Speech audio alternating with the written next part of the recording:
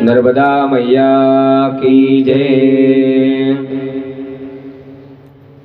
तर माय बापू हो, वैशंपायन ऋषींना जन्मेजय विचारतोय की हे महामुनी, मला सांगा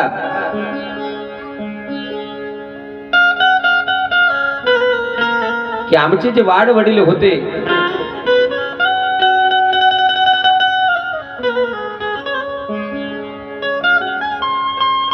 तर त्यांनी त्या ठिकाणी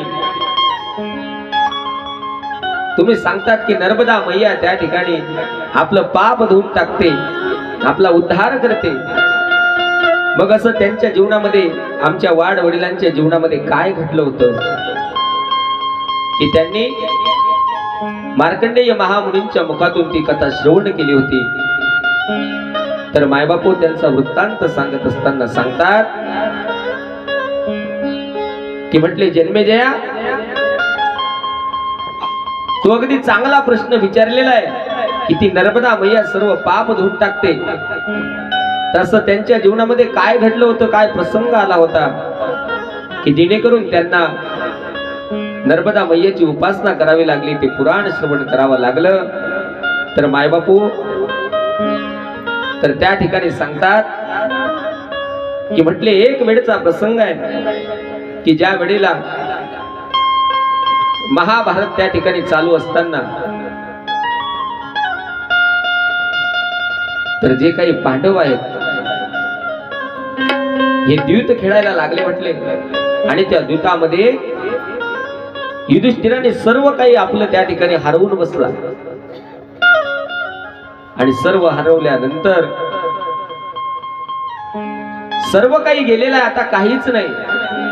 तरी सुद्धा दुर्योधन त्या ठिकाणी म्हणतोय की अरे अजून आपण खेळूया। अरे म्हटले जेवढं काही माझ्याजवळ होतं सर्व तर काही मी या ठिकाणी या दूतामध्ये हरलो, आता काय म्हटले माझ्याजवळ काहीच नाही। म्हटले असं नको म्हणून, आहे तुझ्याजवळ एक गोष्ट। म्हटले काय? अरे तुझी पत्नी म्हटले पांचाली आहे। तर मायबापू हो, व्यसन कुठलंही असेल आपण ऐकतो की ज्या वेळेला त्या कलीचं दमन करत असताना राजा परीक्षितीने त्याला प्रतिबंध केला आणि तो याचना करायला लागल्यानंतर त्याला 4 जागा दिल्या मायबापू हो। द्यूतम पानम श्रेयस्सुना यत्र धर्म चतुर्विधाः, की ज्या ठिकाणी द्यूत असेल त्या ठिकाणी कलीचा वास आहे। जिथं लोक दारू पितात तिथं सुद्धा कलीचा वास आहे मायबापू हो। ज्या ठिकाणी लोक मांस भक्षण करतात त्या ठिकाणी कलीचा वास आहे मायबापू। ज्या प्राण्यांचं मांस खाऊन आपण आपलं पोट भरतो सज्जनांनो, तेच प्राणी, तेच पशु वरती आपल्याला मारण्यासाठी टपलेले असतात। आणि म्हणून सांगतात, जीवन को मत मार सुरी से, मारनहार खड़ा है तेरे।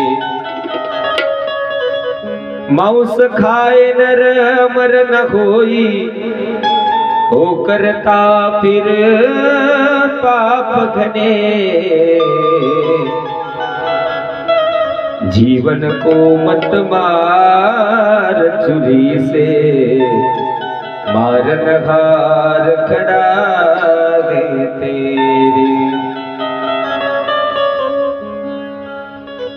मायबापू, ज्या जीवाची आपण हत्या करतो, त्याचं मांस खातो, तोच आपल्याला मारण्यासाठी तपलेला असतो। म्हणून जर कुणी मांस खात असेल तर मायबापू हो, आजच त्या ठिकाणी संकल्प करा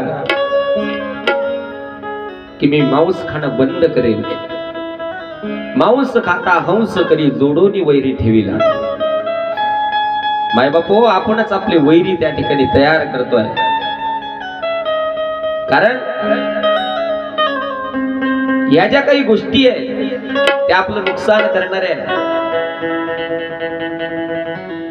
सज्जन हो, मायबापू, दारू वाईट आहे. दारूमुळे कितीतरी लोकांचं नुकसान झालं.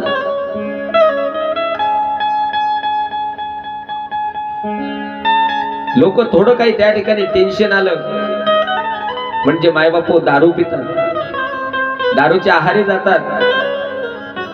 पण एक टेन्शन घालवण्यासाठी आपण त्या दारूचा सहारा घेतो. पण मायबापू हो, ती एक दिवस घेतलेली दारू आपलं जीवन त्या ठिकाणी बर्बाद करते. प्रसंग आठवला म्हणून सांगतो. एक दाम्पत्य, दोघं पती पत्नी अगदी आनंदाने त्यांचा संसार चाललेला आहे. लक्षपूर्वक ऐका की एखादं व्यसन, एखादी वाईट गोष्ट आपल्या जीवनामध्ये किती आपलं जीवन उद्ध्वस्त करू शकते. तर मायबापू, सुंदर असं कुटुंब आहे, आनंदाने त्यांचा प्रपंच चाललेला आहे. पण सज्जनो, अचानक तो माणूस शेतामध्ये जायचा, मोलमजुरी करायचा आणि अगदी कमी पैशामध्ये आपला प्रपंच भागवायचा. पण एक वेळेचा प्रसंग आहे, त्याला 4-5 वर्षाची मुलगी, 6-7 वर्षाचा मुलगा होता. तर मायबापू, अचानक त्या ठिकाणी मित्रमंडळींमध्ये 31 डिसेंबरचा दिवस आला आणि त्याच्या मित्रांनी त्याला आग्रह केला. म्हटले, अरे तू कधीच आमच्या सोबत येत नाही, काही आपण एन्जॉय करत नाही. म्हटले, चल. म्हटले, आज चांगला दिवस आहे, म्हटले कधीतरी चल आमच्या सोबत. अरे काय नाही, म्हटले सोबत चल. अरे म्हटले, मला काही चालत नाही. अरे म्हटले, सोबत तर येशील आमच्या मैत्री खातीर तुला यावं लागेल. आणि मायबापू ते आपल्या सोबत त्याला घेऊन गेले. घेऊन गेल्यानंतर त्यांनी आग्रह केला. म्हटले, अरे फक्त एक घोट घे, तुला आपल्या मैत्रीची शपथ आहे. आणि मायबापू तेवढा दिवस तो थोडीशी दारू प्याला. तर थोडंफार त्याला त्या दिवशी जाणवलं. आणि मग अचानक 1-1.5 महिना गेल्यानंतर एका दिवशी भरपूर थकला, शेतामध्ये काबाड कष्ट केले आणि त्यावेळेला त्याला वाटायला लागलं, म्हटले थोडीशी घेऊया का आपण. आणि मायबापू पुन्हा त्या दिवशी तो दारू पिला. म्हणजे 1 महिन्यानंतर पिला. पण काही दिवसानंतर 8, 10, 15 दिवस गेल्यानंतर पुन्हा त्याला वाटायला लागलं की आपण दारू पिली पाहिजे. 15 दिवस म्हणता म्हणता 8 दिवस, 8 दिवसाची गोष्ट 4 दिवसावर आली. आणि मायबापू आता त्याला पक्क दारूचं व्यसन धरलं की आता त्याला जेवण नसलं तरी चालेल, पण त्याला दारू पाहिजे. असं करता करता जेवढी काही मजुरी यायची, पैसे जवळ होते, सगळे पैसे त्याने दारूमध्ये वाया घालवले. असं करता करता आपल्या प्रपंचाकडे त्याचं दुर्लक्ष झालं. ती बिचारी गृहिणी, त्याची पत्नी विचार करायला लागली की आता हे दारूच्या आहारी गेलेले आहे, आता काही आपल्या प्रपंचाचं खरं नाही. पण लहान लहान मुलं आहे, आपल्याला तर त्यांच्याकडे लक्ष दिलंच पाहिजे. आणि म्हणून मायबापू ती सुद्धा दुसऱ्याच्या शेतामध्ये मोलमजुरी करायला लागली. पण हा एवढा आहारी गेला की ज्या दिवशी बाजारचा दिवस यायचा,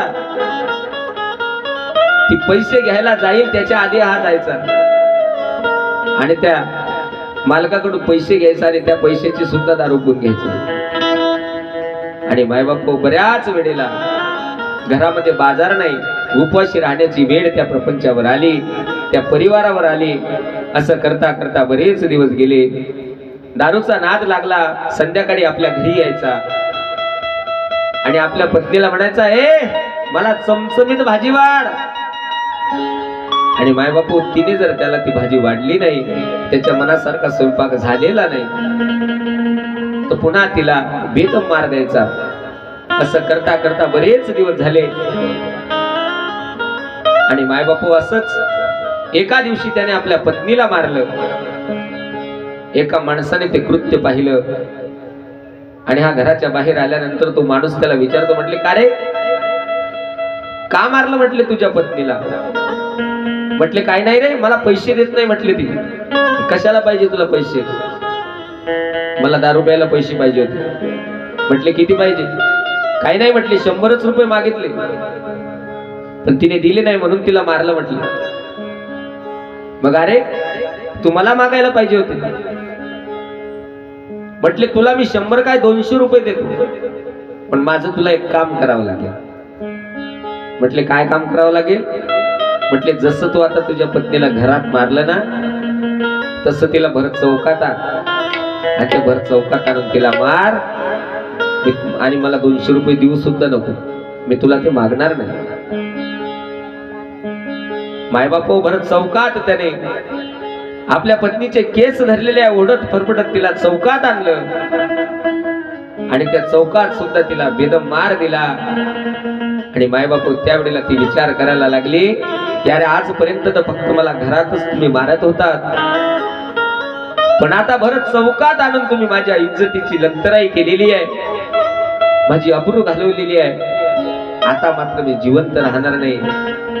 आणि मायबापू तिने कुठल्याच विचार न करता दुसऱ्या दिवशी पुन्हा शेतात गेली. शेतात गेल्यानंतर एका शेतकऱ्याच्या विहिरीवरती तो पॉयझनचा डब्बा शिल्लक होता, त्याच्यामध्ये काहीतरी थोडंसं पॉयझन राहिलेलं होतं.